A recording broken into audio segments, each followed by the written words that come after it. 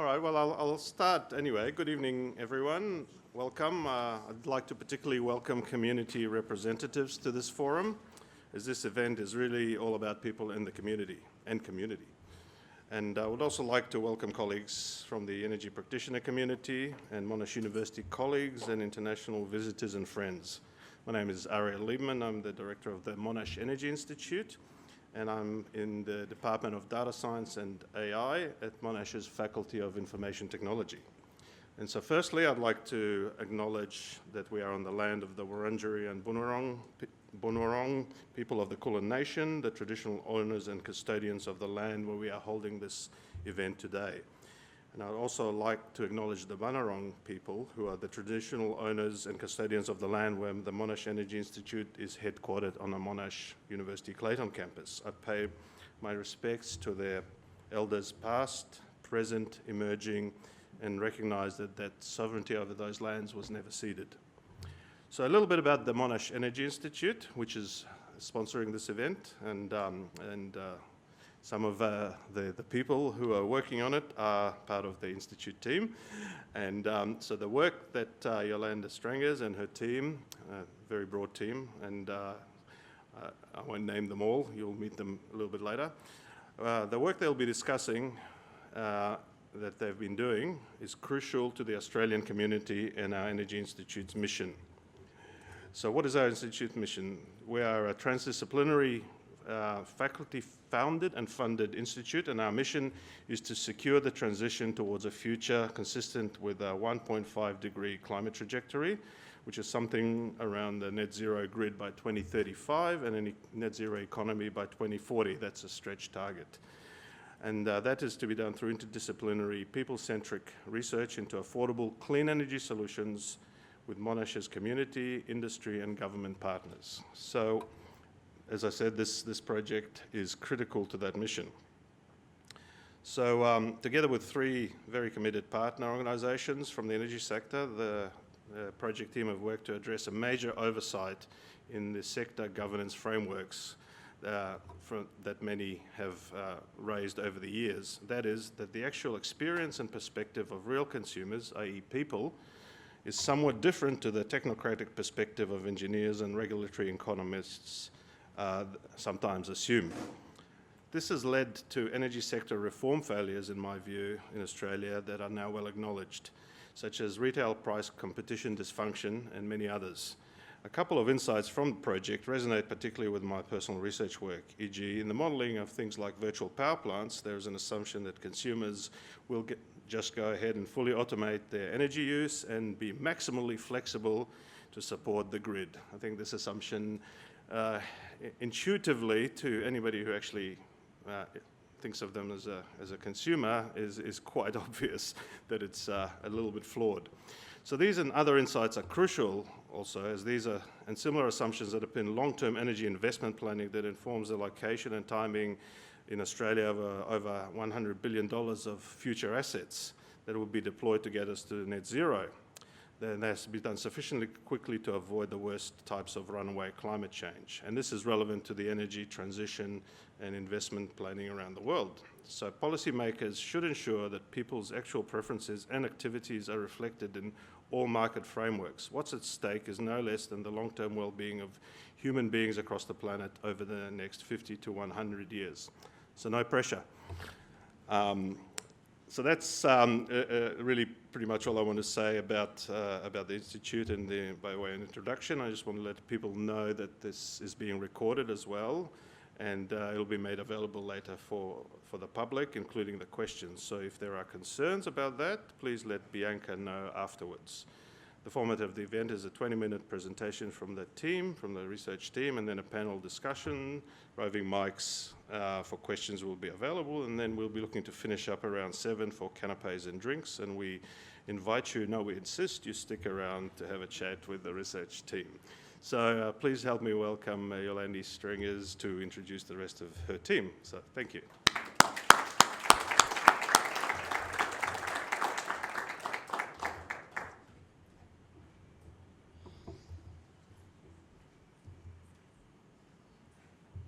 All right. Thanks so much, Ariel, and thanks everybody for joining us here today. We're so delighted that you could come and celebrate the conclusion of the Digital Energies Futures project with us and hear about the insights from this significant piece of work. And welcome also to my colleagues from the project team, Dr. Kari Dahlgren and Dr. Kaviani, who are going to be presenting today as well on behalf of the project team. So look, this is actually quite an overwhelming moment for me being here today, and perhaps also for the co-leader of this project, Professor Sarah Fink, because this has been a project that has been over a decade in the making. Both Sarah and I have been doing research into everyday life in people's homes and consumption for many, many years. Sarah for actually decades, I think, even before we met together. And this history of work is what inspired this project and our belief in its need. So about a decade ago, I was working with colleagues at RMIT University, some of whom are here today, and we came across, as we were doing in-depth research in people's homes, all of these pets. And we became really interested in pets because people were leaving air conditioners and all sorts of other devices on for their cats and dogs during the day. And they said to us that they were perhaps going to leave them on for them even when they weren't at home. And this was something that we saw was completely missing from the whole consumer discussion. Not only were these not people as consumers, they weren't even part of what we imagine when we think of the term consumer or customer. They were completely outside the whole paradigm in which we discuss consumption in the energy sector. And that was something that was, a really crucial oversight for us and insight that we wanted to sort of bring to the energy sector and think about how we could make these kinds of trends that we were seeing in homes apparent. At the same time, there were significant challenges in the Australian energy industry, which many of you would be aware of. We saw rapid rises in prices and in peak demand in Australia a decade or so ago. I'm going to go into all the details, and a big driver of that was around residential air conditioning. So this trend around pets was quite significant, because if people started to use air conditioning for their pets, then we could see that shift in demand occur again. But again, what was happening at the time in the industry? Well, these kinds of reports were coming out, these scenario planning reports, forecasting reports that were trying to anticipate what was coming next. What kind of energy forecasting would this country need in order to plan for future disruptions and change that we knew were coming, but we didn't quite know how to anticipate? And these were the kinds of scenarios that we were seeing at the time and that we still see in Australia. This was one that was put out by CSIRO in 2013. And what was really striking to us at the time was the absence of people. Let's just even forget about pets for the moment, but people here figuring really as the enablers of the energy vision, which is primarily centred around the future technology, the future infrastructure that's coming. And so we saw a significant opportunity here to start to think about how we could place people into the centre of these energy futures, and to think about how people could inform scenario planning, inform forecasting in this country, given they'd been so significant to some of the demand changes that we'd been seeing. So Sarah and Larissa Nichols, Dr. Larissa Nichols, who's also a member of our team, and we developed at the time this kind of speculative scenario called stay-at-home pets, which I've already mentioned to you. So Australia has one of the highest pet ownership rates of anywhere in the world, went up substantially during COVID, and there was this increasing interest in having pets staying at home during the day, which could potentially change the actual demand profile of people's homes. And so we wrote about this as a kind of, a speculative opportunity for the industry to think through and think with. But it didn't really have a particularly significant impact at the time. And we also knew that it was part of a much bigger question that we didn't have the resources at the time to address and to think about. And that was this one. How are people in general, quite broadly, how are they going to live in the future? What's everyday life going to look like in 2030 or 2050 with climate change trends, with new digital, not just energy technologies, but also new digital technologies, new AI, new automated devices coming into people's homes? And then what's that going to mean for energy forecasting and energy planning? And that was really the central guiding question that prompted us to go ahead and seek funding, which we luckily received from the Australian Research Council to deliver this 4-year project, Digital Energy Futures, a linkage partnership with our Australian energy industry partners. So over the 4 years, Sarah and I have been assembling this absolutely fantastic team who have been helping deliver all of the different parts of this project and building a really strong evidence base to enable us to reach the point that we're at today, which is releasing and talking about our scenarios for the future. We've also been working on this and been on a long journey with our partners, some of whom are here today, from Energy Consumers Australia and 2 distributors in New South Wales and Victoria, so that's Ausgrid and AusNet Services. It was a really key aspect of this project was making sure that it was relevant to the energy industry, that it was responding to the forecasting work that is already happening in this country and wasn't sort of just going off on its own tangent, but really speaking to the work that needed to be done to forecast for future energy demand. We've also been joined by an industry advisory committee and a forecasting reference group who've been guiding us through this process. As well as that, we have been working with over 5,000 people across Australia. So we have done multiple surveys with people which have helped us to recruit a diverse cohort of households for in-depth and targeted ethnography, mainly in the states of Victoria and New South Wales.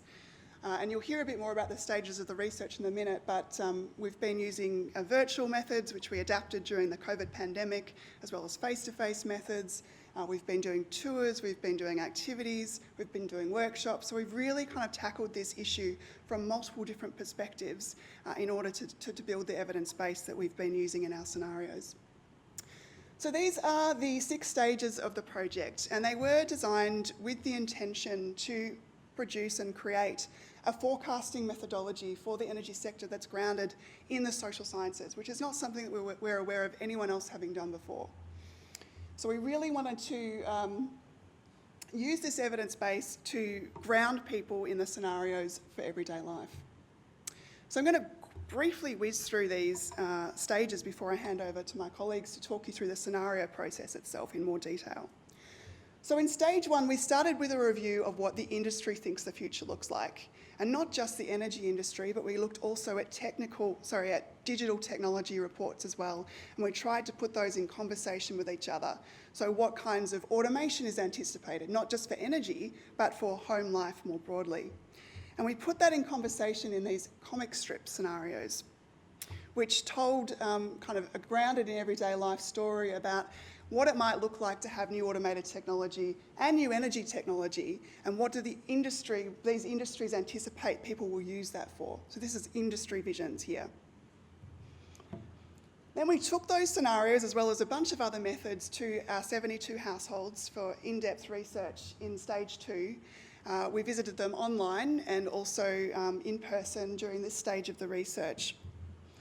And, it's missing something there, but I wanted to also show you that we actually tried to correspond what the industry trends and predictions are with what we found in everyday life in the people that we spoke to. So that's a key feature of this report.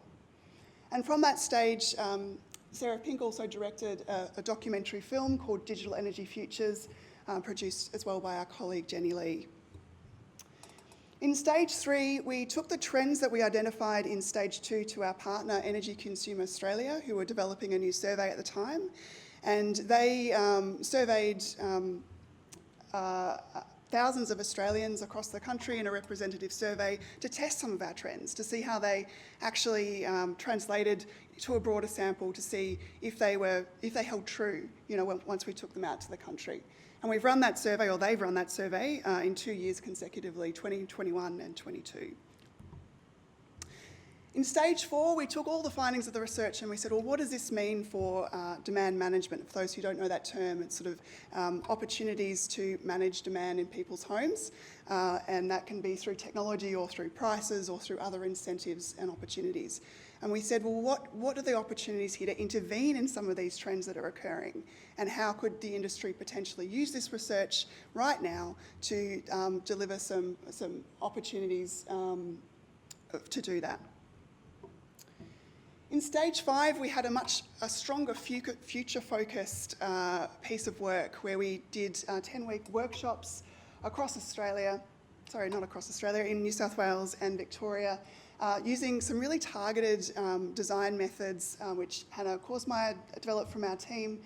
And we were trying to really place people in futures with electric vehicles, with air technologies, with new routines, with climate change, to think through how they saw their futures unfolding.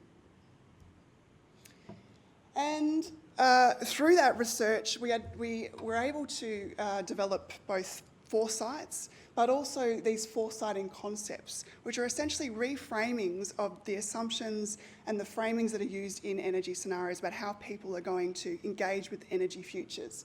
So this one here is called resourceful and generous. It's a reframing from a common industry assumption that people are primarily calculated and rational in the way they engage with energy. So with this foresighting concept, the idea is people are much more interested in sharing, being resourceful with their energy, being generous with their energy, and that's a key way in which they're going to want to engage in energy futures. So that brings us to stage 6, which was really what we're here to discuss today, and that is our scenarios for future living, taking all of that evidence base that we've developed up over the 4 years and bringing that into our scenarios for everyday life. So I'll hand over to Fareed, who's going to walk you through the process of how we built the scenarios, and then to Kari, who's going to walk you through what they are.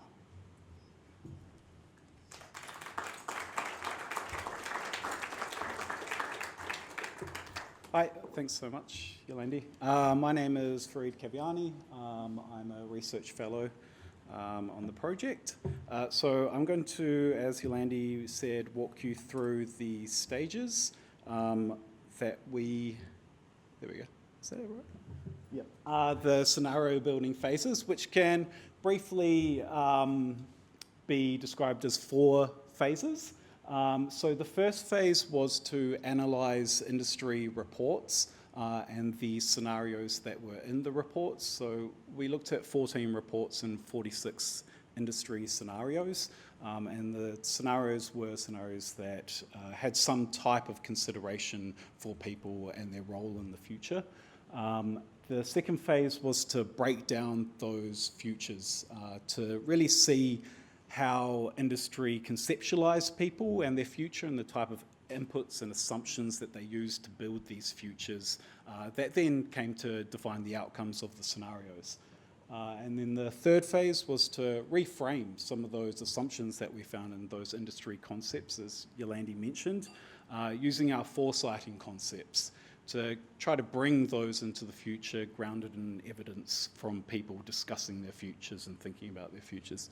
And then the fourth phase was to rebuild the scenarios using the project evidence, all of the project evidence that you've just been listening to. So the first stage was to analyse the industry scenarios. So as I mentioned, 46 scenarios. This is important because industry use scenarios to plan and prepare for future uncertainty. And the key uncertainty in industry reports is how are people going to use their technologies in the future, especially energy technologies and digital technologies. So what we found was across all of the scenarios, there was no engagement with any data from people or about people about how they might want to live in the future or how they see their futures unfolding or what they desire in the future. So the second phase then was to break that down and break down these scenarios, break down the scenarios to really analyse the assumptions and the inputs about why this is and how these visions for people are built. And what we found by doing that was there were really 3 core versions of futures for people, that is, that industry, that dominated industry scenarios, and a lot of the industry scenarios could really be categorised across those 3 dominant categories. So the first is disruptive technology scenarios, and in those scenarios, they're used to illustrate a future where technology disrupts the grid, and it creates an uncertain future for the grid, or an uncertainty. And in those scenarios, people are assumed to have a desire for self-sufficiency, an innate desire to live off the grid. And so that assumption really holds the whole scenario together. It allows industry to explore what the outcomes of the system within that scenario. The second is these prosumer participation, incentivize people to participate in the grid. And so these scenarios, they illustrate a future where there's variable certainty on the grid, and people need to be incentivized to participate, mainly through price incentives and people's virtual power plants and their own energy resources to really partake in a calculated and rational way. And then the third category was the kind of more far future category where people embrace automation. And in these futures, people aren't hesitant to really embrace the automation that their technologies provide, and that enables industry to have a future where there's grid certainty. And that also requires less consumer autonomy, and there's a relationship between consumer autonomy and certainty for the grid. More autonomy, less certainty, more automation, more certainty. And that relationship really dominated, and these ideas around participating with the grid and material certainty were very narrow in their definitions. So participation was through technology and certainty was through automation.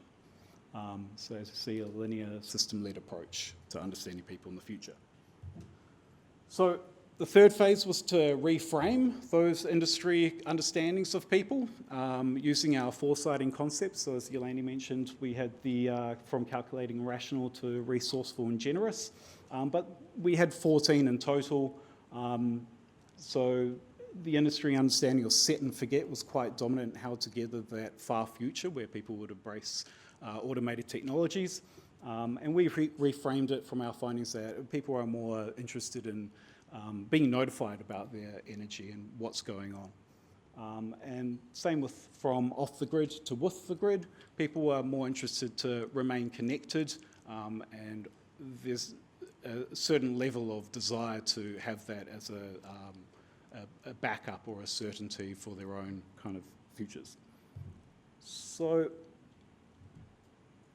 the fourth phase then was to rebuild the industry scenarios and rebuild those three core industry understandings of people in the future using all of the evidence across the project. So we engaged directly with industry scenarios because we wanted to make them relevant to industry and to enable them to understand or to offer a different vision of how their scenarios might play out had, you know, incorporate evidence from people and incorporate people into their futures. So it was really putting people first, flip the script and enable a future to be built from people and see what that generates for the grid in the future. And I will pass it on to Kari so she can tell you what happened. Thanks.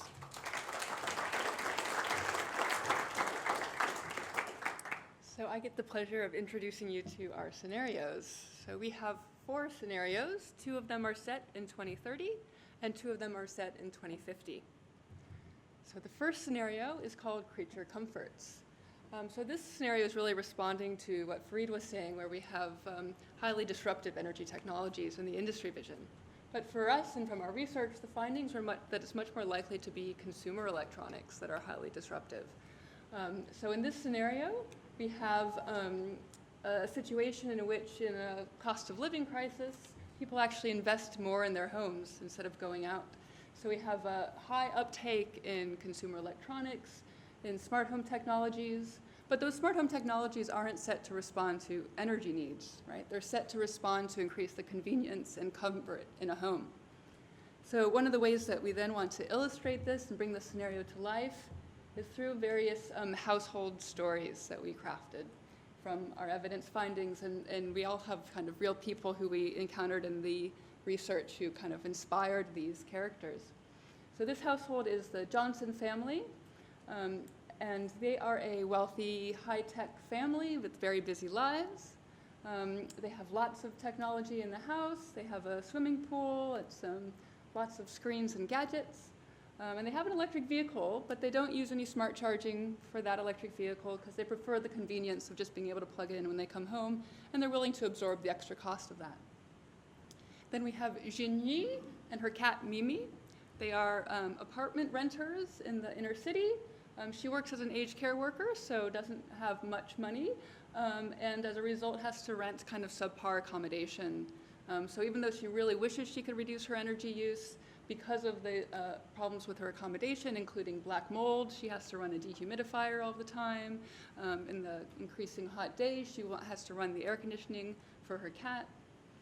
And then we also have Ruth and Robert here, who are retirees.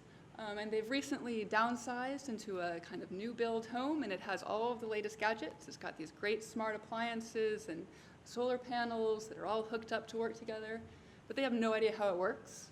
They don't know how to operate it, and it doesn't fit in with their life. So Ruth has developed a great workaround where she just flips the smart appliance off at the wall and moves on. So our next scenario is scenario 2, which is also in 2030, and it's called sharing the load. So this is focused on that form of participation scenarios that Fareed mentioned. But instead of just participating in the energy system as a market, people participate in the energy system in diverse ways that also support community well-being. So to illustrate that, we of course have the Johnsons again, who are now in this scenario really optimizing the money they can make from all of their consumer energy resources. So they've got the bidirectional charging for their electric vehicles, so they can use the batteries and sell it back into the grid and really profit from that. Their adult son has a bit of a side hustle where he charges electric scooters off of the household energy system, which his dad doesn't always like, and there's some drama in the house around that. But in this scenario, we have a different form of participation as well. So Ruth hears about this great new charity and community initiative that's arrived that teaches you that you can use your energy differently and share the excess with a community organization. So she calls up this great new charity, and they come to the house, and they teach her all about how she can maximize the use of her solar panels and how she can shift her practices around that. And she's really motivated by that, and she gets a monthly newsletter that she gets to see how much she's donated to the local hospital, and that really motivates her to continue doing that and to educate her grandchildren as well about the importance of energy shifting. Scenario 3, we've now moved to 2050. This is called hunkering down. So this is a future that really is responding to that sort of third stage of industry futures that Fareed mentioned, where we have a lot of automated technology that manage our energy for us. And we have a lot of consumer energy resources. We've got lots of batteries and solar panels. But in this scenario, we also have a lot of extreme weather. And so the home becomes this sort of refuge from this extreme weather. Schools and workplaces kind of regularly shut down and people stay home. So the home, there's a lot of continued importance on the home and a lot of energy use around that.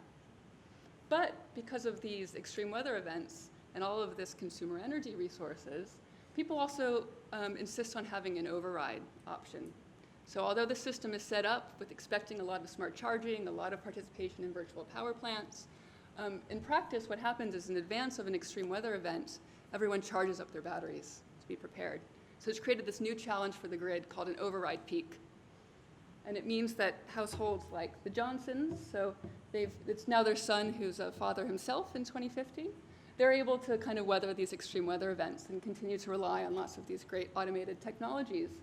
But households like Jinyi are unable to afford to do that and don't have access to those energy resources, and so are often left vulnerable to extreme weather events. So much so that when Jinyi's cat, Mimi, died, she didn't feel comfortable replacing it, that she could take care of another pet, so she had to save up to get a robotic cat instead. Scenario 4 is a little bit sunnier. This is called sunrises and siestas. So this is also reflecting to a future where the industry envisions we'll have all of this technology and automation for us. But in our scenario, instead, we're seeing that the high global demand for consumer energy resources alongside various supply chain disruptions, means that we actually can't get all of that technology we're expecting that we can have. And so instead, society has to shift to take better advantage of the renewable energy resources that we have and to respond to extreme weather events. So we've shifted the timing of a lot of our practices and our routines. School and workplace opens a bit earlier. Some of us go do exercise a bit earlier. And then in the afternoon, when it's really hot on a summer day, we might come home, take a siesta, and do a bit more work in the evening, hence sunrises and siestas. But there's also a bit more of a whole of systems approach, right? So we're trying to solve the energy problem just through energy. We've also realized that we can help to do that through looking investments in, say, public infrastructure. So we have public splash parks to cool down on hot days. We have community centers where people can take refuge from extreme weather. And we have a public transport system that makes that all possible. So we obviously have much better outcomes for households like Jinyi. She is able to adopt a dog in this scenario because a local splash park opens up next door. But we have a kind of new inequality that's developed. So Ruth is now 95 and being cared for by her daughter in a rural area. But because her health is a problem and a concern, and they're quite far away from the regional town, she doesn't have access to those community services. So there's kind of a new inequality that develops there. So that's our 4 scenarios. And as you can see, none of them are really completely optimistic or completely pessimistic. They really play out differently across different people's lives.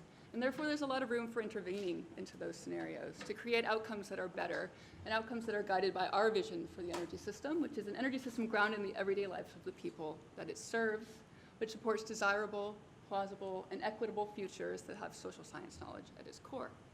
So in order to do that, in our report, we have a roadmap to help intervene into some of those scenarios and to point a way forward for the sector. And these are some kind of practical suggestions that come from that Demand Management Opportunities report, but they hope to offer a way forward. So thank you, that's our report. There's a QR code there if you want to kind of take a look at the report. It's a great kind of interactive report. So with that, I will pass on and we will start the panel. Thank you.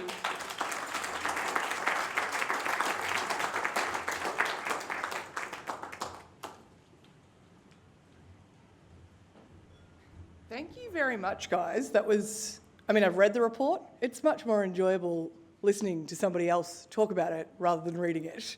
I'm really looking forward to having a bit more of an in-depth chat about the report. So with that in mind, I would love to invite Yolande back up onto the stage, as well as Benjamin, as well as Ron, my apologies, and also Mel. And we will get started with a bit of a panel discussion.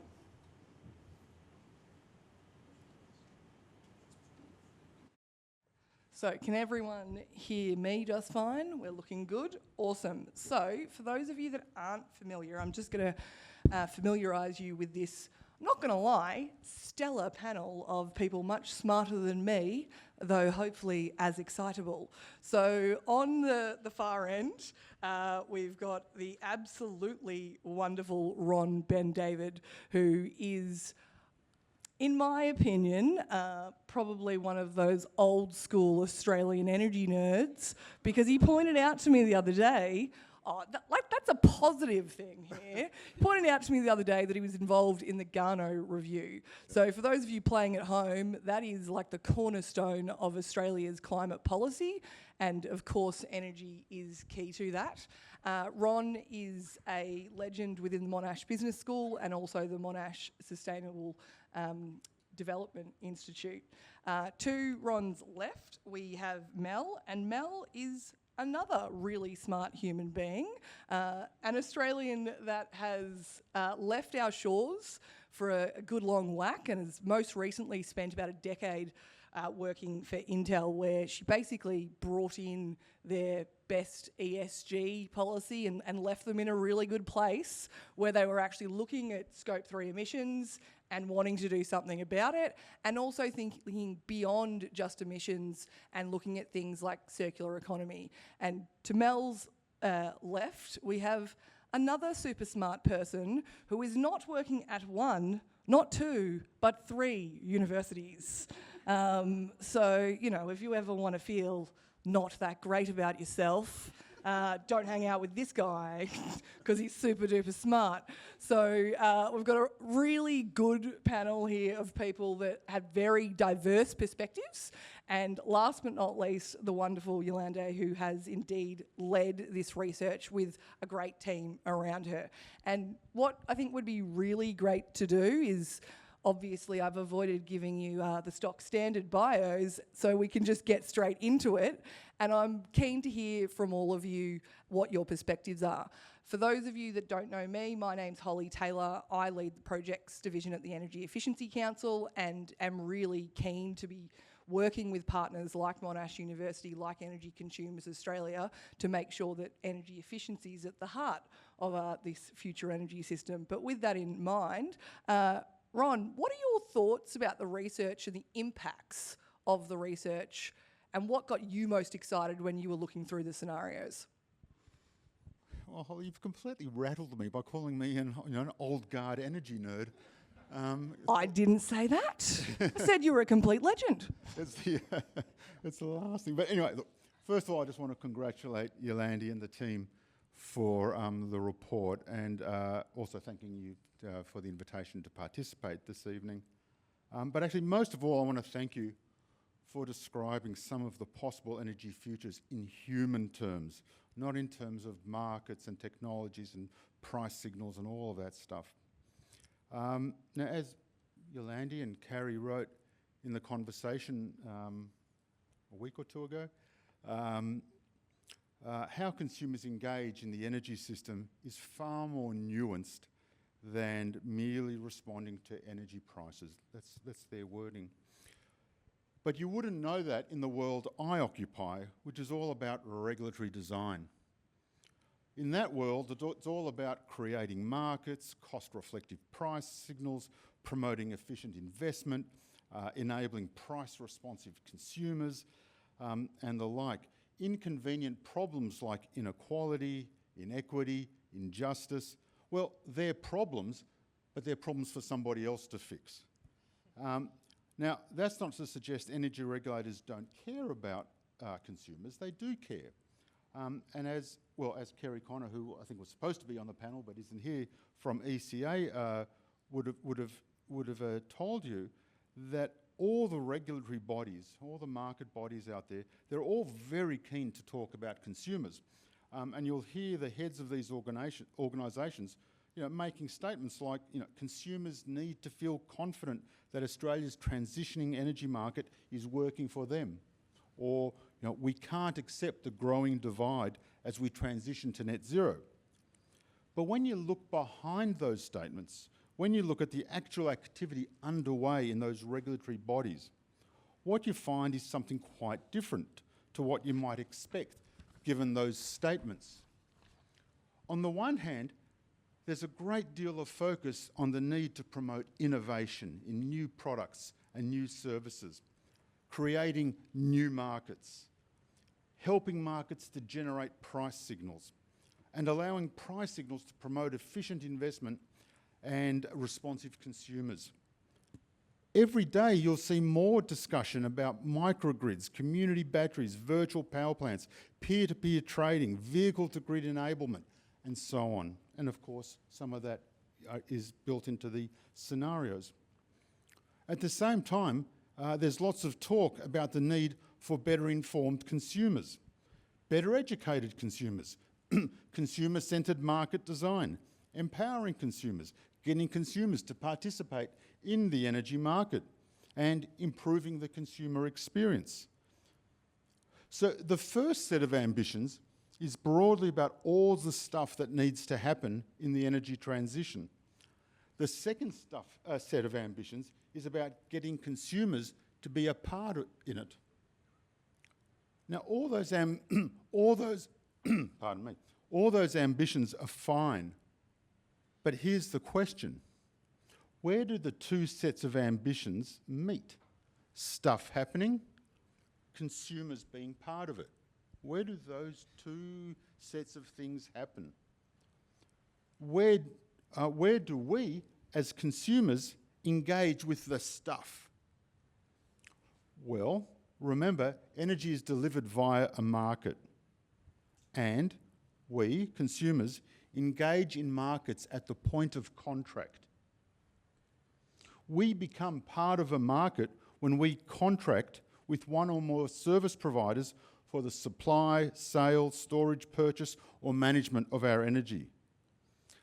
Now, let's think of the past 20 years. For the past 20 years, we have been encouraged to shop around for the best deal.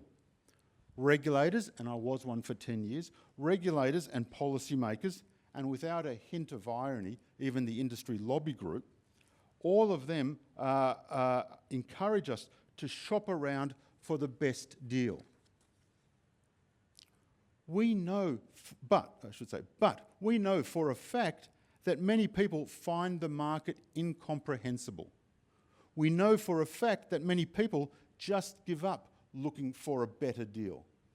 We know for a fact that even when people do shop around, they're rarely able to identify the best deal. They're rarely able to identify a good deal. The energy market is just too confusing. Now, all that confusion happened over the past 20 years when the only thing customers had to do was shop around for the lowest price. There was only one decision variable. Find the contract with the lowest price and you found the best deal. And consumers still couldn't do it. Now, let's think about the sort of energy market that sits behind these fabulous scenarios in the Digital Energy Futures Report. In that market, customers aren't just shopping around for price. There isn't just one decision variable for them to worry about. In some of the papers I've written over the last year or so, I've identified potentially up to a dozen decision variables that will need to be addressed in a contract. For example, price of electricity purchased, price of electricity sold back into the grid, volumetric caps on electricity outflows and maybe even electricity inflows, delegated control over appliances in a house or a business, access to community assets, and so on. I've nearly finished. So this is my point. If we know for a fact that the vast majority of customers can't navigate a simple market with contracts involving just one decision variable, why on earth do we expect them to be able to navigate a market where they'll need to enter some of the most complicated consumer contracts ever created? The energy market, in which the four scenarios are taking place, will be quite possibly the most complicated and in fact the most treacherous consumer market ever created. This complexity will supercharge the risks, the harms, the inequalities, the inequities and the injustices that the authors of the report are alerting us to. Yes, it's about income and wealth and access, but it's not just about income, wealth and access. It's also about complexity. Incomprehensible contracts leading customers to sign up to deals that are not in their self-interests. I fear, or to quote President Macron, in fact I know, that the harm and risks of harm that await energy consumers is far greater than even this report is alerting us to. Anyway, perhaps in question time we can come back and explore how we deal with those harms. I think that was a great introductory statement, and Mel, I'm going to ask you to follow it up. And in terms of a crossover, I think there's no doubt about it. Ron just raised 50 billion different issues, which I look forward to unpacking both on this panel and then afterwards over drinks, because that's going to take longer than the next 40 minutes. But Mel, what were your initial thoughts when you read the research and indeed as you've been mulling over it over the last week? Thank you very much. And I've just recovered. I was getting a bit of PTSD there because I was thinking about trying to sign up for a health insurance policy in the US, which has been one of the things I haven't figured out how to do in the last 10 years. And I think there's probably some analogies we could make there. But I think the research, and indeed, as you've been mulling over it over the last week, I was thinking about trying to sign up for a health insurance policy in the US, which has been one of the things I haven't figured out how to do in the last 10 years. And I think there's probably some analogies we could make there. So the first thing I wanted to say, I wanted to out myself because when Yolande started with the dog looking out the window, the one time I did have a smart home appliance, an Amazon Echo, when I was investigating the use cases for research I was doing at Intel. The main use case, as engineers would say, for my Amazon Echo was playing Fleetwood Mac when I was out of the house to keep Monty, my Groodle, calm and relaxed. And so I am very much one of the consumers that can relate to the scenarios that are motivated by different kinds of expectations, hopes and ambitions with energy than industry documents would tend to suggest. So I've known about this work for some time, and I've also commissioned some of this work in my role as a research director at Intel in the past. And it's precisely because when you are someone who has, the opportunity to work in an industry setting and to correct some of those assumptions because you do work on behalf of the user, that's what the field of user experience in the tech industry is really for. When you find researchers like the ones at this Monash lab who know how to do ethnography in a way that's incontrovertible in the findings because it's so rigorous, it's so engaged, and it's so intimate with the subjects. That's one of the things that I just find a massive relief because the pressure is off me as an industry professional to commission more of that research, or what tends to be the typical scenario that I would rely on industry research to inform engineers on what to go and build. So the biggest welcome intervention of this kind of research is to show the value of academic rigor, to show the value of ethnographic methodologies, and to show that this itself is a science that is equivalent in value to engineering in the first place. The engineering of consumer behaviour is a science that goes back many, many decades. And so what I really appreciate about ethnographic research like this, given my industry history now, is that it breaks the echo chamber of market research, which feeds those sorts of industry reports that were described. So there is an echo chamber on multiple levels. On the level of the sorts of management consultants that are hired by strategic planners in engineering organisations, that is followed up by an echo chamber of consultants in market research who create the kind of quantitative surveys that I think, unlike the quantitative survey you were using, are really designed to count people as sales targets as opposed to end users with motivations, ambitions and hopes. And on a third level, the echo chamber of reinforcing common sense. And so when I talk about common sense from my academic training, part of what I'm trying to point out is that what's taken for granted in projections about what the future will look like in industry, it's very hard to challenge without a form of evidence that pushes those in the industry, which is quite a homogenous industry, to consider people who are not like them. So the form of value that I see in this kind of research, because it is so local, focused on the Australian market, it's building an evidence base that can tell the energy industry, which I would argue is also the tech industry, because everything now is the tech industry, that everything is not like suburban California. Because taking for granted the energy supply that has been the case in suburban California over the last 40 to 50 years of computing, and the way that computing has been designed, would make you think that your right in the future is still to have a 3 to 4 bedroom house that never gets cold and never gets too hot. Where there is some hope, though, and this is the worst kind of hope in the disaster scenarios of 2050, is that in California recently, there have been climactic events with weather. And I think that that in itself has started to show some instabilities in the way that engineers think about the future that they're building.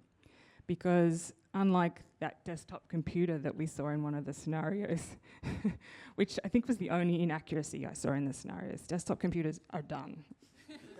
I've seen the figures.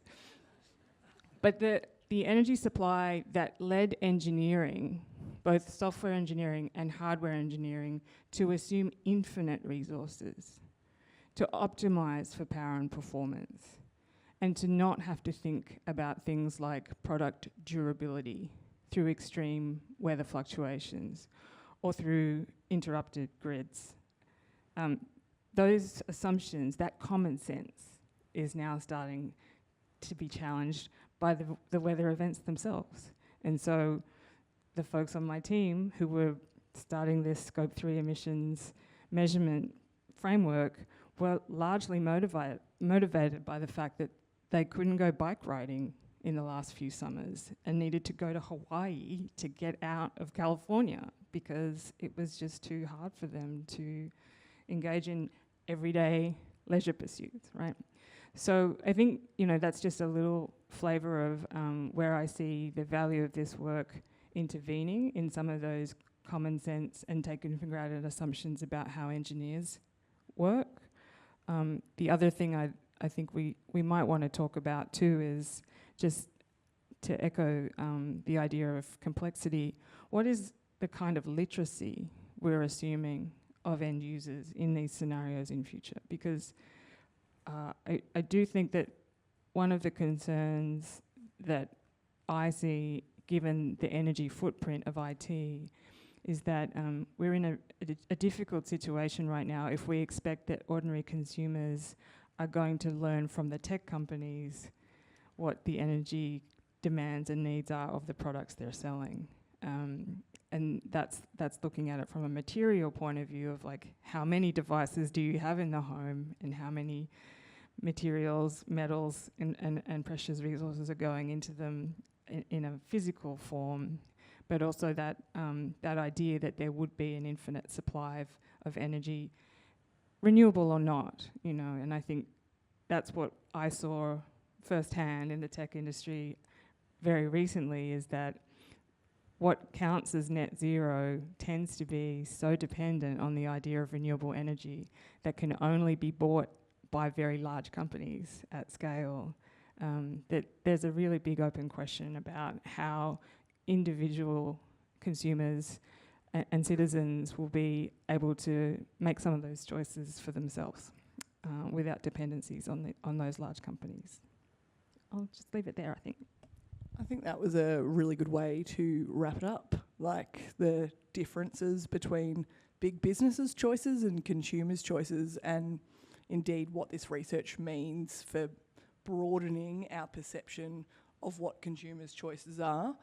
Particularly, it is wonderful to see research that's looking at not just a suburban freestanding household, but it is looking at people that are actually in apartments and people that are living in regional areas. So in terms of this research, Benjamin, I'd love to pass to you. You have been researching for a long time yourself, and indeed you are an editor-in-chief of a really well-renowned academic journal. So when you first read this report and this research, what were the big implications that you saw from your experience, and what got you excited or got you terrified? Right, it's hard to go last on this panel. I've got nothing left to say. Well, actually, that's so never true for me, is it? Is it, Yolande? I want to talk about three things that really impressed me with the report, and then end with two reflections that I think are disturbing.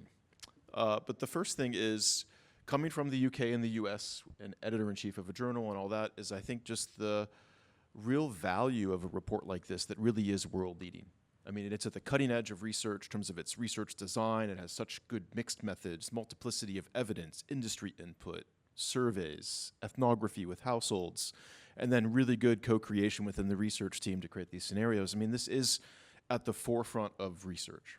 I mean, it's in the top 1% in terms of its value and its rigor. And I mean that. I'm not involved in the project, so I can say these things. Research councils often ask for world-leading research. This is what it looks like. It's partly why I'm here, and I wish there were more studies like this in the UK, in the US, et cetera. So this is the research frontier. I think the second thing I really like, and it's already been mentioned by all the panelists, is the focus on the consumer or the user or the citizen or the person, whatever label we want to give them. There's all sorts of different ways you can calculate emissions. It turns out that if you look at consumption, household consumers shape more than 70% of greenhouse gas emissions because the global industry responds to our desires and our needs. And so we control collectively 70%, actually 72% to be precise, of climate change with the decisions we make about our pets, about our regulation, about who we vote for, et cetera. And it's so nice to see that come alive in research like this. And the third thing I really like about it is that not all of those future scenarios are positive, right? I don't really like hunkering down. That kind of really scares me. But it could be very realistic in a world already where we've seen the storms in Pakistan, freezing winter in Texas causing blackouts. You know, every month there's a new disaster somewhere, like wildfires in California. And so I think that, you know, some of these scenarios strike me as very plausible. Same with the fact that there could be extreme equity issues in the future. I spend a lot of my time in the UK, where you now have a record number of homes in energy poverty, more than 6 million homes. And this is supposed to be the kind of Thatcherian model for liberalization of the energy system. And instead we have elderly people riding buses all day because they can't afford to heat their home, or low-income people using fast food restaurants to shower in the sink because they can't have hot water at home. And this is the UK, where they're supposed to have, you know, flying cars and moon colonies by now, and instead we have people doing this. And so I think the kind of equity impacts and the natural disaster impacts could really hit hard, and they could also shape and revolutionize the energy system in ways we aren't anticipating. The two more concerning trends that I wanted to connect to the report, the first one is that we also did research in Europe on a project called HOPE, of all things, Household Preferences for Energy. How about that? And this was a comparative research project funded by the French Research Council, the German Research Council, the Norwegian Research Council, and the Swedish Research Council. And we also worked with households. We worked with 3 times as many as you did. And we did also Much a form bigger of country. house- Much bigger that's- country. You that's shouldn't right. brag. And we sat down with these households to calculate their actual carbon footprints. So we didn't simulate them, like each household's footprint was unique. We included luxury consumption, vacation travel, as well as energy and water and food and mobility. And then we work with those households to try to get them to lower their carbon footprint with 66 different options. It took us like a year to work with each of these households. And the really good news is that by equipping the households with this knowledge, as well as with incentives, they were able to cut their footprints in half in terms of the mean across all of the households. Some didn't, some went far beyond that.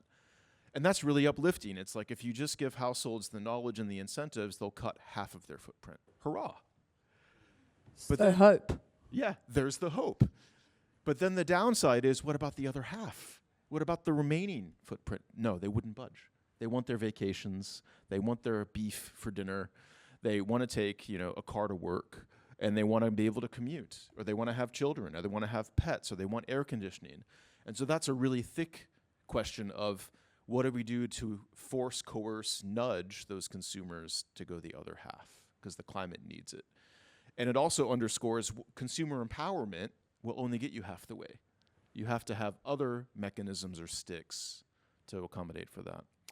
And the other reflection is a critique of this work and my own work.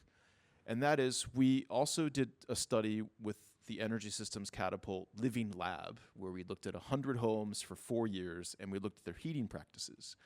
And the Living Lab did a survey of consumers at the start of the lab, asking these householders what they thought they wanted in terms of their heating profiles. their actual heating profiles completely differed. Only 2 years later did they discover through interaction with this heating system what their real profiles were like. And so all of that pre-work where we did surveys and interviews were disproven by their actual revealed behavior. And I don't know what to do with that, because it implies people's preferences aren't known beforehand. They only emerge and have to be discovered in practice.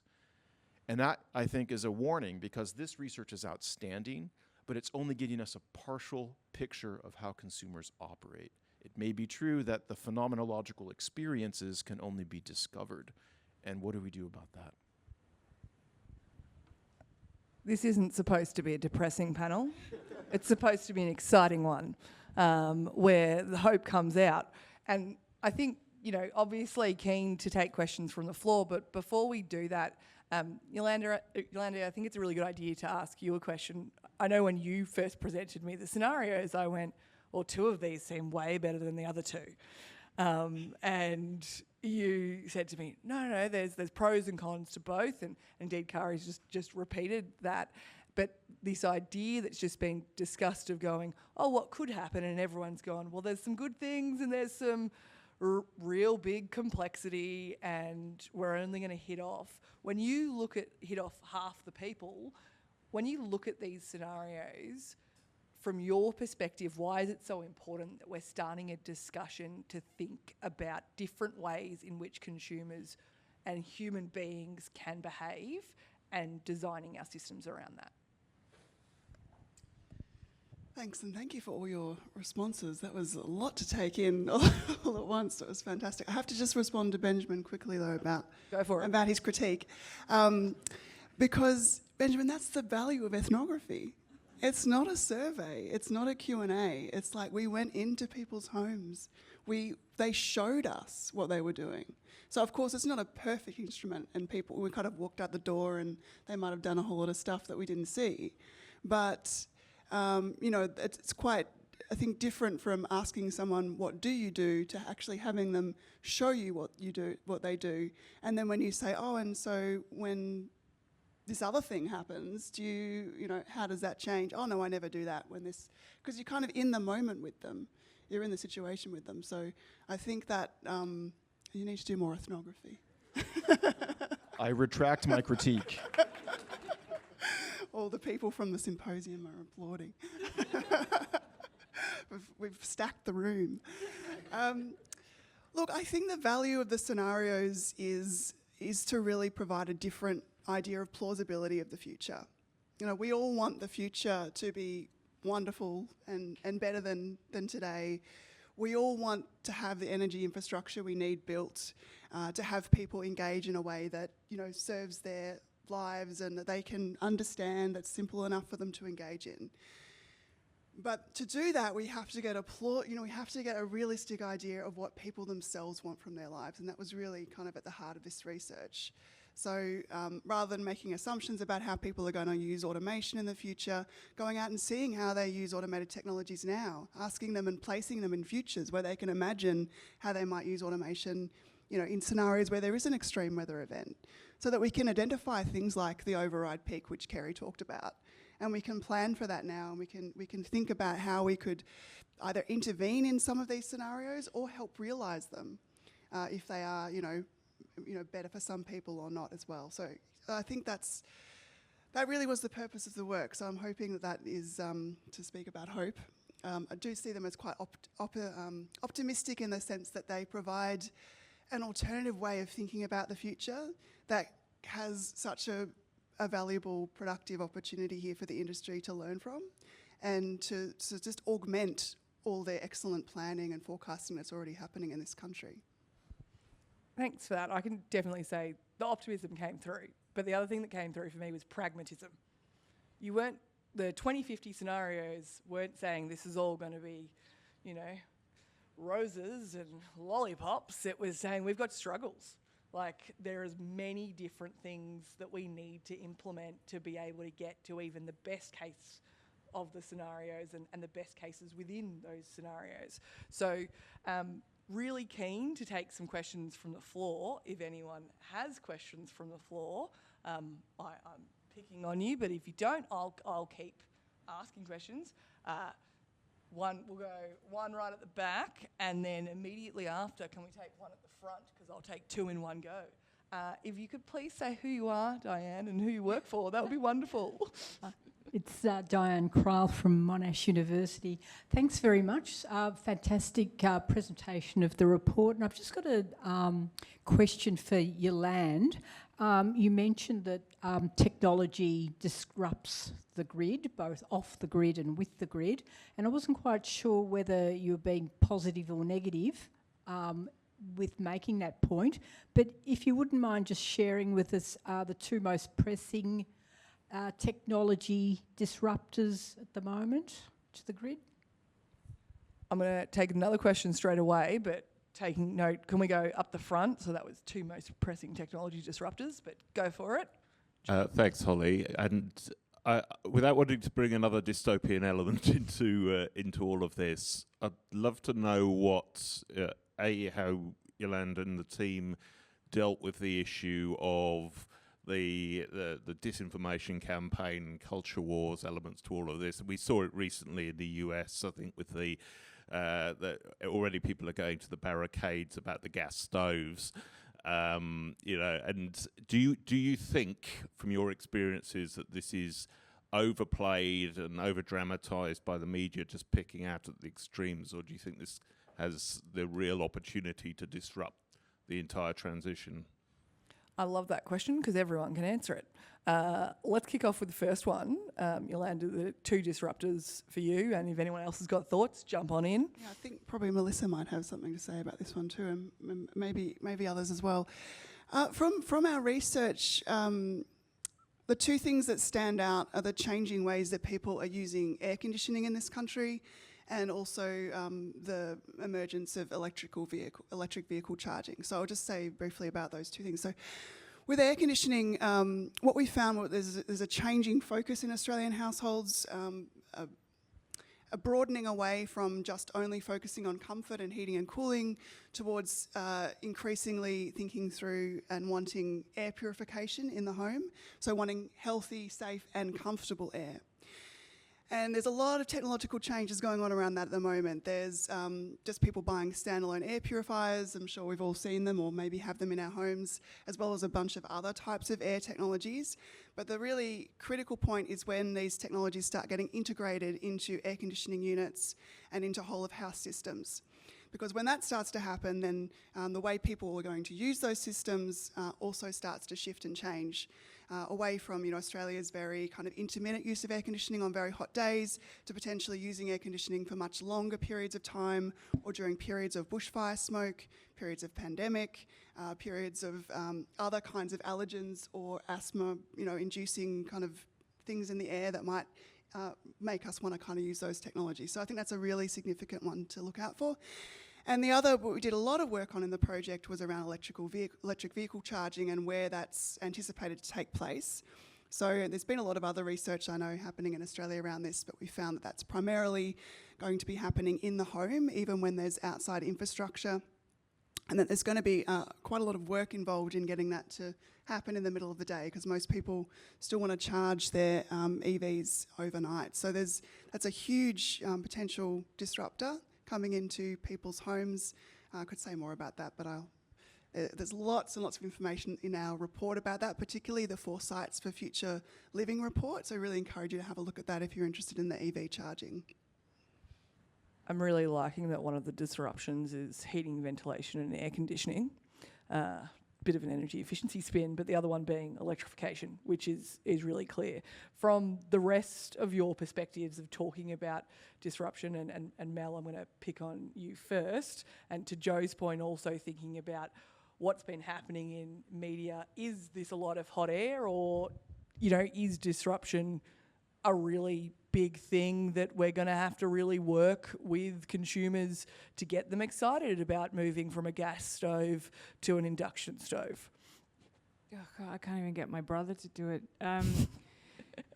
I wanted to sort of think less about what's disruptive right now and what's cumulative, because from my point of view, looking at the ways that for example, machine learning frameworks or the rise in cryptocurrency mining have taken on certain kind of subcultural cachet within both entrepreneurial circles and engineering subdisciplines. The energy impacts of some of those transactions and some of those professionalizing practices right now are what concern me a lot. And that's partly because they're being sanctioned by the very companies that are claiming to be at the cutting edge of disruptive technologies. And I'm going to hazard a link to the question about disinformation, because the other thing that we know now is that for a lot of these social media companies and cloud companies in particular, the business model they run on is data.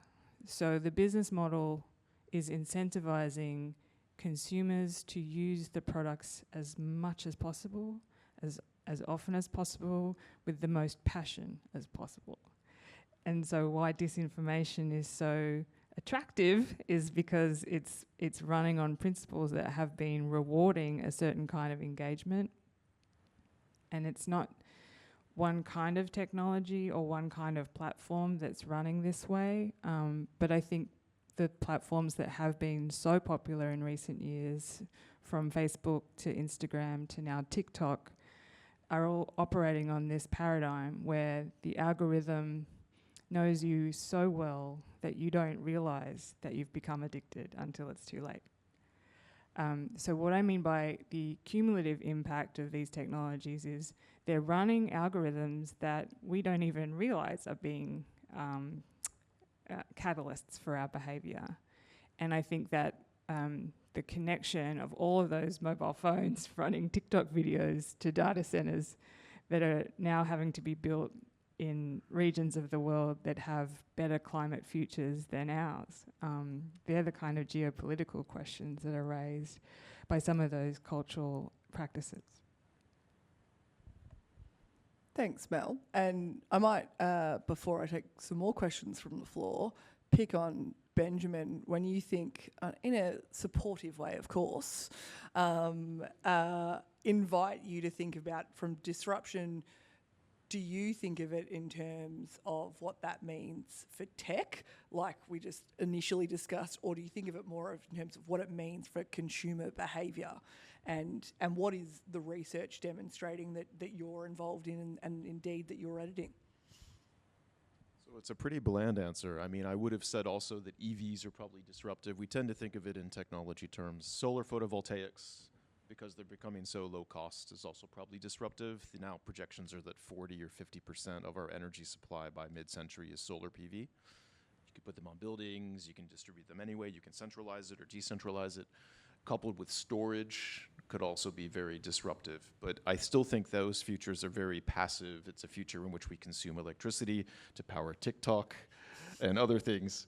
I think in terms of disruptive behaviors, two thoughts that come to mind. One is there's been a lot of discussion more about activism and how, not behavioral change, but like direct action techniques, strikes, protests, boycotts, or even sabotage. Ecotage is now the term. There's these poor people in England who've been in prison because of Insulate Britain, where they just clogged up the M25 to raise awareness about energy efficiency upgrades post-Grenfell Tower. And these people, and same with shale gas protests. So it's kind of like they disrupt the system and call for anarchy, or they call for progressive change and transformation. And I think those are very interesting. It's disruption in a very different sense, civil disobedience sort of sense. I thought it was quite enjoyable to see people getting that excited about insulation. Obviously I'm very pro-insulation. I work for the Energy Efficiency Council and I live in Australia with amongst the worst insulated homes in the world. But look, it was pretty exciting seeing people running along motorways, freeways, where people are driving 100 k's an hour and stopping them. That is wild when you think about disruption isn't just tech, it is us. Yeah.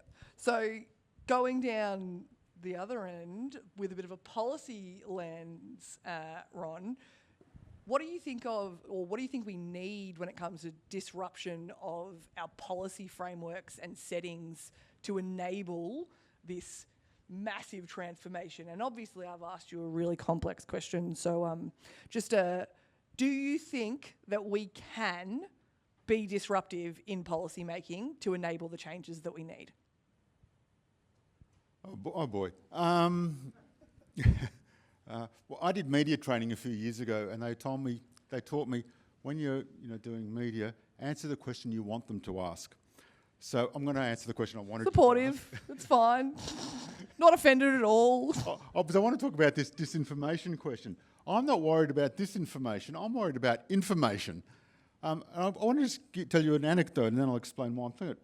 So I've got 3 kids. My youngest son is 16. He had to go pick up some clothing, so I gave him some cash to go pay for it. It cost $61. He walks into the store, gets the clothing, hands over a 50 and a 20. Right, so it costs $61. He hands over a 50 and a 20. The the shop assistant goes to the cash register, starts getting 9 $1 coins out. Right? My son, 16, right, thinks, oh, I don't want all that shrapnel in my pocket.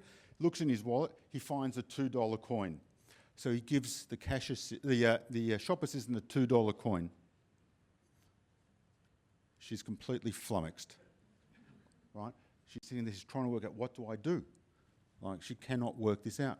After a couple of minutes, she gets another shop assistant. They spend another couple of minutes trying to work out what to do. They get the shop manager down from upstairs. They spend another 2 or 3 or 4 minutes working this out. Finally, they figure out that, what Nathan had figured out, sorry, that's my son, that, a 10 and a 1 is the change, and he doesn't have to carry around a pocket full of shrapnel. These are the people we want to give lots of information about the energy market. Right? If we go outside today, I will bet you, I'll pay for drinks, right, that 50% of people will have no idea what the word net means. Right? And we're talking, and there's all this, not disinformation, information about net zero. It's very easy to disrupt people. And this comes back, I think it was Benjamin, maybe it was Mel, who talked about literacy. The AR is the Australian Energy Regulator, is very fond of quoting a statistic, which 44% of Australians don't have functional literacy. Right? Literacy and numeracy, sorry. Right. This is the world in which these scenarios have to play out, whether they're good or they're bad. But this is the world which is also going to tip them towards either a good or a bad outcome. So it's all well and good to talk about technology and innovations, all those things.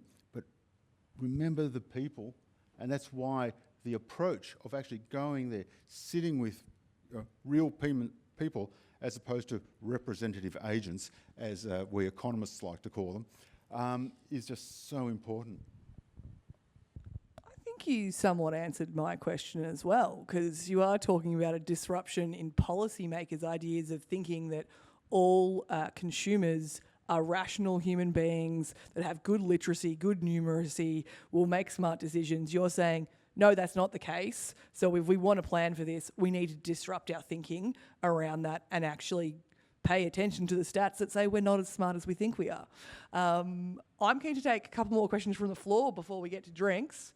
I can see, Ariel, I'm going to ignore you because you were talking up front. Sorry, sir, but I'm going to go over to that side in the back corner and I'll come back to you last. I am happy with you picking 2 people from the back corner because so many people put their hands up. Hi, everyone. Thanks again for the presentation. It's been really interesting. My question kind of connects to the sort of last kind of answer by Ron and kind of picks up on a point that raised by Ariel, so perhaps it's an unfair question to the panel. But I was interested in how can Australia's energy governance framework be improved to enable greater incorporation of a real consumer perspective. As has been mentioned, some of these market bodies make assumptions and projections about consumer uptake of VPPs and other energy technologies that deserve greater interrogation, to say the least. So does potential reform in this, in your view, capture just energy market bodies, or is it something broader?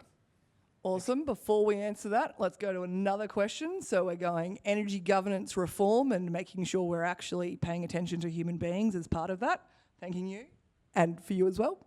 Thank you. It's almost a similar version of what you just asked, but slightly different. I was wondering if you could explain what you expect this knowledge that is captured in the reports and in the project. What will this allow industry to do differently, or what would you want them to use it to do differently? Which is maybe a riff on that question. That is a good second question. Yeah, just continuing that one, sorry, how do we action this report?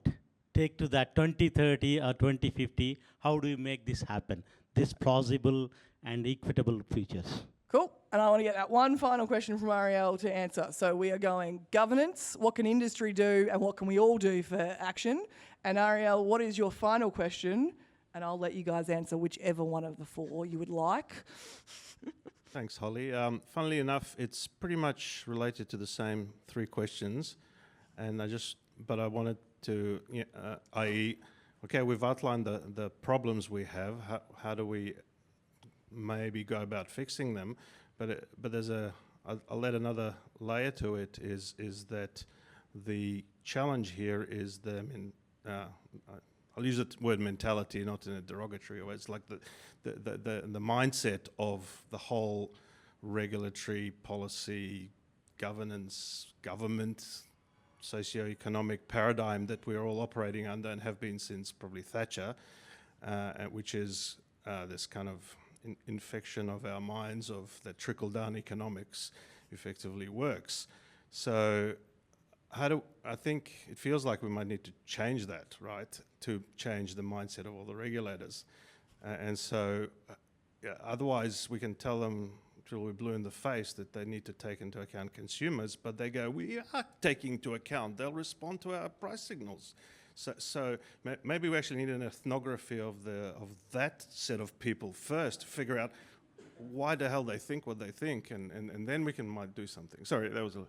I hope there's no bureaucrats in the room. But, okay, so with that, we've got a broad question of what should we do to reform our energy governance structures so that it better supports consumers. Got a question of what can industry do to better support consumers and enact the recommendations effectively from this report. What can we all do to make it better? How do we see these positive energy futures, these digital energy futures? And Ariel, I think it's a bit of all of that, but how can we convince governments, which is governance structures, but also the people that are making the decisions to work with us? That's all very broad. Don't expect any of you to answer all of that. Have at it for whichever topic you want, and I'm going to pick at you in order from going with Yolande first.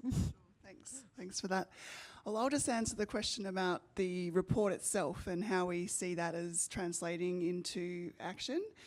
So what we didn't mention today is some of the kind of supporting documentation around the release of the scenarios and some of the tools and the resources that we've developed specifically for energy forecasters.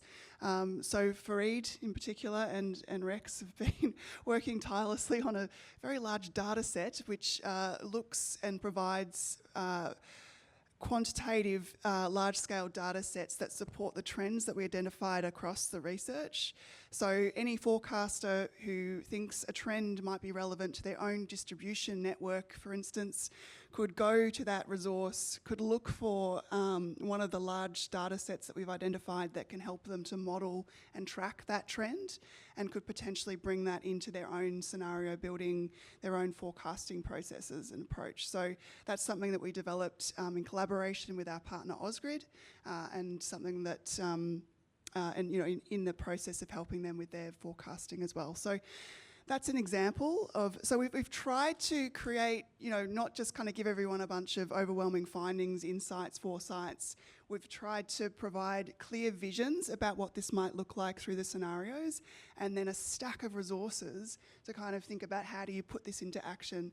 And in addition to that, actually, also the roadmap, which is like a set of opportunities to intervene in these futures, to think through, okay, well, it's not all just going to arise and unfold chaotically and without any kind of input. We do have opportunities now to shape these futures, and that's what scenario planning is all about. It's about how do we plan for futures but also potentially help steer them in a different direction or avoid some sort of catastrophe or inequity. So we've got that in the report as well in terms of opportunities for what it looks like to help enable some of these futures or not, if depending on the kinds of benefits that they might achieve.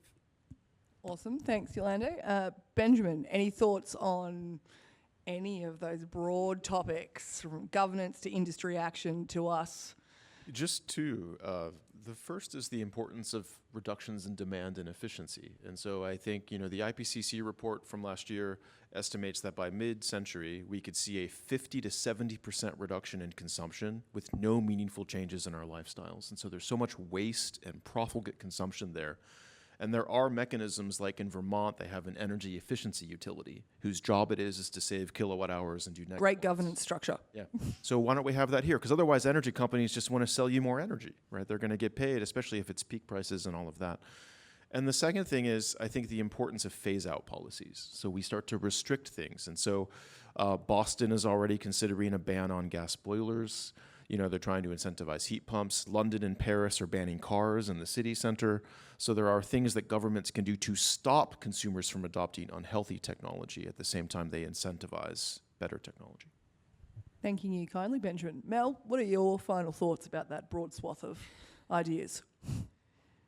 Yeah, I was going to build on the idea of stopping things because when I think about governance from the conversations I've been part of, I was going to suggest that one way that energy markets could have better consumer intelligence would be to actually partner with industry more often, because one of the things we've seen over the last decade in the social sciences and humanities is some of the best graduates are going to work in the tech industry, and they're doing all of this incredible research, like ethnography. And when you partner that with the amount of data intelligence that these companies have based on our activities online, it's very difficult for traditional governance to compete with that level of intelligence about consumer activity. So there are going to have to be new ways of partnering with industry for the benefits that come with it. On the other hand, though, one of the things I was most hoping for when I was working in industry was that there would be more regulation sooner of what industry is doing and the energy impacts of that. So one of the things that's happening now is that software engineers are trying to devise their own standards for energy efficiency on these new applications. And I'm not sure that they have had a lot of training in doing that when it comes to even knowing about the history of energy studies and research and what does and doesn't work to motivate consumers. So having software developers having a conversation about standards without either the regulatory histories that you're talking about or the insights onto consumer behaviour that anthropologists provide is very concerning indeed. So I want there to be more regulation sooner because we need all of those voices in the room when we're talking about standards. I love hearing someone that represents industry asking for regulation. It's quite really warms my cockles trying to convince governments to do things. So Benjamin, what are your, apologies Benjamin, I'll ask you, Ron, what are your final thoughts? Yeah, I'll quickly just deal with the governance questions around the regulatory and policy that was asked over here. So I don't know your name, but and Ariel also asked. Our institutions, and by that I don't just mean organisations, all the legal and regulatory structures, they were all built at a different time for a different energy system. They were built in the 90s based on sort of that Thatcher/Reagan/Hayek sort of model of the market can deliver. And maybe back then it could. But what's happened since then is something called the law of the instrument has kicked in. The law of the instrument, you probably know it by to every nail, to every hammer, everything looks like a nail to a hammer, right? That's the law of the instrument. Once you create an instrument, governance systems like policymakers, regulators and the like, will use the same instrument to try and solve every problem. So 30 years ago, we created this instrument called the market. So now, whenever we have a new problem in the energy sphere, we try to create a new market, to create new price signals, to promote new investment, to promote changes in the way customers behave. I've thought about this problem of how do we solve this complexity, almost for 15 years, I suppose. And I've come up with only one solution, and I think I'll probably go to my grave believing it is the only possible solution to all of this. And that is to create what I call, or what is known as, it goes by different names, but a duty of care, where any supplier of an energy service, however so defined, and I've written on this, however it might be defined, has a duty of care. They have a duty to act in their customer's best interests. So they have to work with their customer to work out what it is that customer, what their interests are, and whether the products that service provider is selling, or the services that service provider is selling, match those interests. And that duty has to become part of the regulatory framework. And in fact, if we put it in the regulatory framework, we can get rid of hundreds of pages of regulation. The regulatory system, I don't know if anyone is familiar with it, but it is not designed for human beings. I dare say it probably wasn't created by human beings, but... I really hope there's no bureaucrats in the audience. Well, I was one for 20 odd years. In fact, I'm still one, now that I think about it. But people talk, consumer duty, duty of care, it's so complicated, you can't do it. Let me just tell you, the Financial Conduct Authority in the UK, responsible for the entire financial system, the British financial system, is introducing a duty of care for the financial system in the UK, which will come into effect this year. Right? Now, if we can do it in the the British financial system, which must be hundreds, if not thousands of times bigger than the energy system, then we can do it in the Australian energy framework. It's the only way we're going to solve all the problems of complexity, disruption, or the people who are providing these services to customers have to take responsibility for the outcomes that they are creating for the people to whom they are selling their services and products. I think that was a really good way to end the conversation, Ron, but I just want to stress, I work for the Energy Efficiency Council. The federal government is currently developing a national energy performance strategy.